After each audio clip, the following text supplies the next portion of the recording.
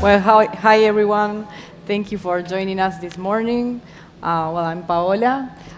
We are representing Uruguay 21, which is the Investment, Exports, and Country Brand Promotion Agency.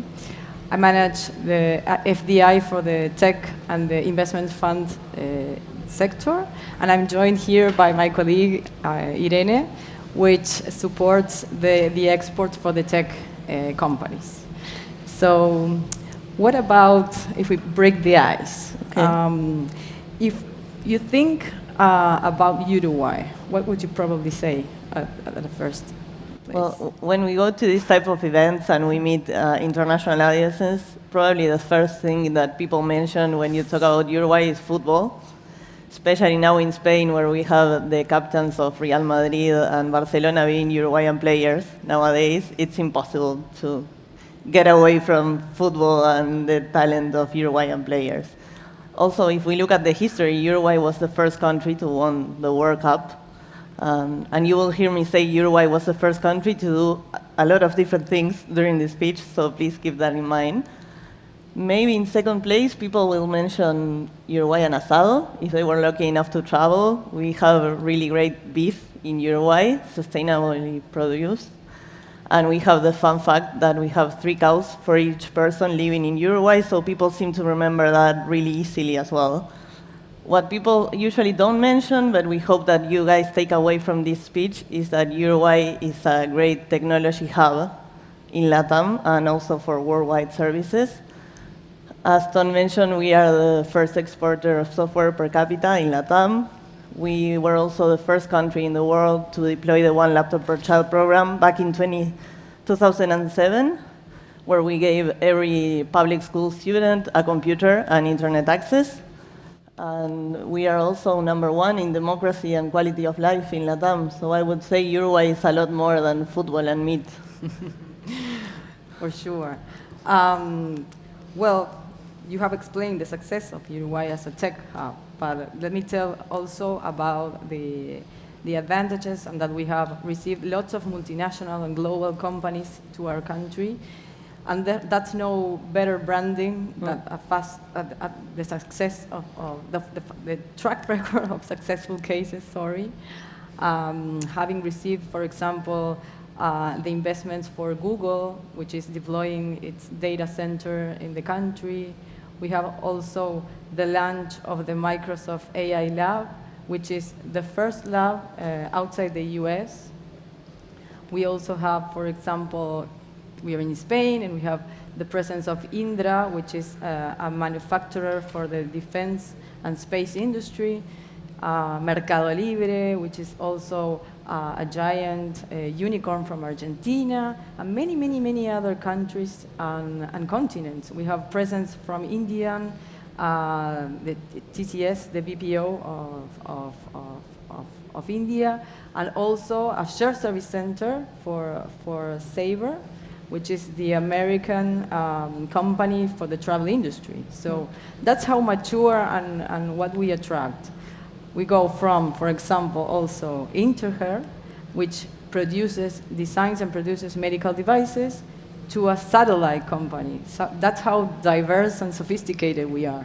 So it's very, very good to have those companies here. Yeah, I would say one of our biggest strengths is our ecosystem. If you guys open up the South Summit app, you will see we have over 30 Uruguayans here in the event. Might seem like a small number, but coming from a country of 3.5 million is an interesting percentage of it. And we are traveling here. Paola and I represent the government. We travel with the Uruguayan Tech Chamber as well, so we are working closely with the private sector and the Uruguayan tech industry, which with around 500 companies represents almost 5% of our GDP and employs over 20,000 people, with really great employment qualities compared to other industries in Uruguay. We also have some success cases. We had our first unicorn, the local, which started operating in 2016 from Montevideo, and they focus on cross-border payments in emerging markets such as LATAM, Africa, and Asia. They ended up having their IPO in New York, and what's really interesting is that they started operating from Uruguay, but they had a global mindset from day one. And I would say that's one of the strong things about our industry, is that tech companies in Uruguay are born with a global mindset. That might be because we are small on size. As I mentioned, 3.5 million. Our internal market is not really that big, but that forces you to think outside of the cage and to think about exporting from day one. So we talk about... We cover a bit about the private sector. Yeah. But when it comes for the public sector, how governments can be facilitators? Okay, so I was in another event in Canada last month, and I was lucky enough to be in a panel with government officials from all over the world, and we talked about can governments actually innovate? We shared a bit of what we did right and what we did wrong, and I would say the biggest success cases we shared inside government were the simplest one. Sometimes we think innovation is deploying a mind-changing project, really thinking from scratch a new idea, and sometimes the biggest innovations are the simplest, just reducing friction or making things easier, removing the chaos factor from companies. I think that's a big part of what governments can do when they innovate. In Uruguay, we established our digital government agency back in 2007, which was pretty early on compared with other countries. And we focus on things like digital identity or having online public services. So I would say that's a bit of what the government can do when it comes to innovation. But then we also need to dive into the institutional roles, I would say. So how do you see Uruguayan governments articulating in the ecosystem? Great. And I think that the fact that we are a small country, it's an advantage in this case. Mm-hmm. And Uruguay has this unique characteristic in which the public sector and the private sector are very coordinated with each other.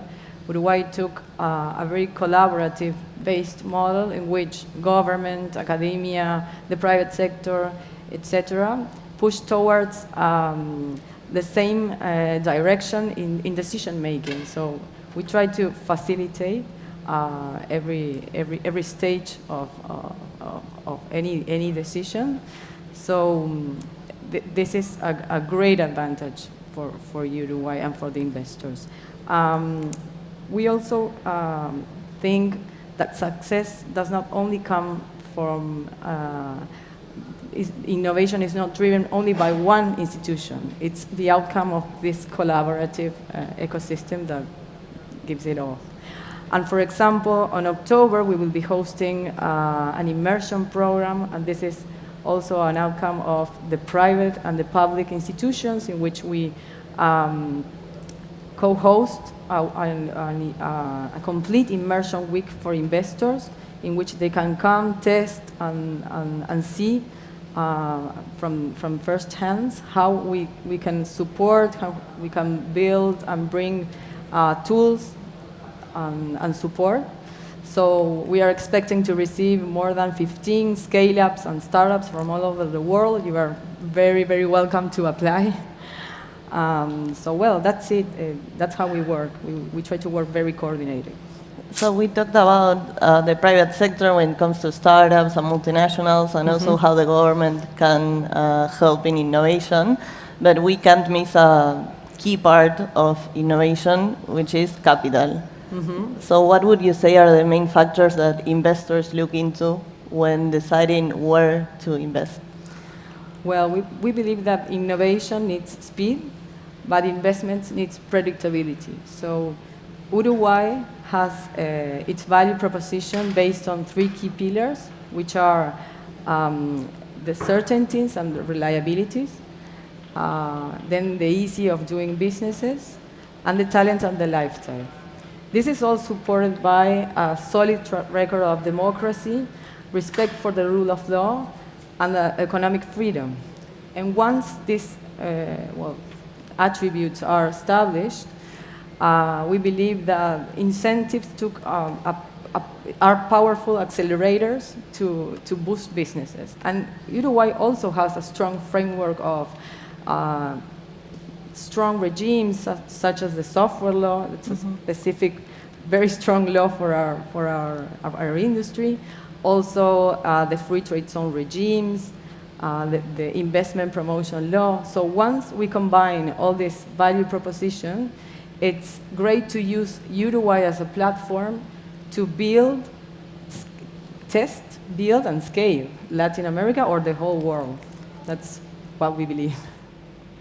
So, Irene, in an industry that's evolving deep into generative AI, how can Uruguay keep up with the trends and remain relevant? What do you think? Okay, that's an interesting question. I think AI is the buzzword now. Everyone, even our grandmas, are talking about AI. We see it everywhere. But I can say Uruguayan companies have been working in AI services and products for over a decade now. So it's not new for us. And I'm going to be a bit self-referential now. My little brother actually started working in a tech company 10 years ago. And it's a Uruguayan company that serves consultancy services in AI and machine learning to US clients. 10 years ago, when he came home and started talking about that, no one in my family knew what it was. AI sounded as rocket science, and what he did every day sounded ridiculous to us. We didn't understand it. So that's only to show that Uruguayan companies were already building in that platform a long time ago, not only today. During the pandemic, we also saw a huge growth in Uruguayan companies, particularly serving US clients, which nowadays is around 75 to 80% of our exports go to US clients. So we are talking about really quality services. And that's what companies tend to highlight as well when they talk about their Uruguayan suppliers, the quality of the talent involved. We have a report from Microsoft and the Uruguayan Tech Chamber from a couple years ago that highlighted Uruguay was first in Latin America when you look at the talent in AI abilities, also GitHub use, and English capabilities. So that's really key when you're working with not only US but worldwide clients. And we also have the benefit of having a great time zone. So we are 1 hour difference from Miami and New York, only 4 hours from the West Coast, so we are in a great space to keep on working with them. And I would say we've seen in the last 5 years maybe also a growth in acquisitions. We've seen Uruguayan companies being acquired by US and Canadian companies and funds. That also shows the maturity of our industry, which used to be mostly service-focused. But now we are also seeing startups that are building products based on AI. So we're seeing AI applied to financial infrastructure, AI applied to automation of processes, and a lot of different versions of it. Some other sectors that I think can be interesting for Uruguay are biotech. We are seeing an increase in midterm and long-term investment in biotech startups and companies. That's, if you look into Uruguay, we have a really strong collaboration between the science part, so university and research centers that are now building into businesses. So I think that's a really interesting sector to keep in mind as well. Then we can't help but mention green tech and climate tech. Uruguay is really proud to have renewable energy. 95% of our energy comes from renewable sources, and we are the third country. Not the first now, sorry, but the third after Denmark and Lithuania, so we are really in a good place to work on that. We have a really strong commitment with sustainability as a country. We even have the green bond that's related to KPIs, like keeping native forests or reducing greenhouse emissions. So a country that's so deeply committed to keeping sustainability and has such a strong tech sector, I think it's only matter of common sense to mix those two together. And then you also mentioned satellites. I think new space is also a really important sector in which Uruguay can keep growing. We are working towards getting our own aerospatial agency soon. We probably can tell you more about it in some time. So I think that's also a sector we will see growing in the next couple of years. Yeah. Sure. So we have some minutes left still, but I don't know if what would be one last message? I would like to round up by telling that we see huge opportunity here in working with Spain and specifically with the European Union, trying to attract investments to Uruguay. We share not only roots, we share language, we share culture, but also we share an entrepreneurial and business mindset that helps growing businesses. We respect the agreements, we believe in trust, and relationships are based on trust. So in this moment that we are particularly here and speaking to all the community, we would like to welcome and tell you more about our country and how can we support. Specifically, we see lots of interest due to the fact that we recently had signed an agreement between the European Union and Mercosur, and so there's lots of interest to learn. So I have no more than I have had a very good and warm welcome this week with all the Spanish and European community. So I would say that Uruguay provides certainty. So we expect to receive more interest, and we can bring them support. Yeah, I would say, particularly in moments like this, I'm not going to get into geopolitical now, but we all know we are living in a bit of uncertainty. So I think Uruguay's reliability becomes more relevant than ever. We are not going to sell you scale or a big market to work in, but we can assure you that Uruguay is stable, and what you sign on today, you will have the same rules tomorrow, and if you come into Uruguay, you will have the opportunity to work as a hub for the rest of Latin America. Also, North America, as I said, we are really used to working with US clients. Exactly. And hopefully we can turn that bridge with Spain and also start working with European Union countries. For sure. A lot more. So thank you very much.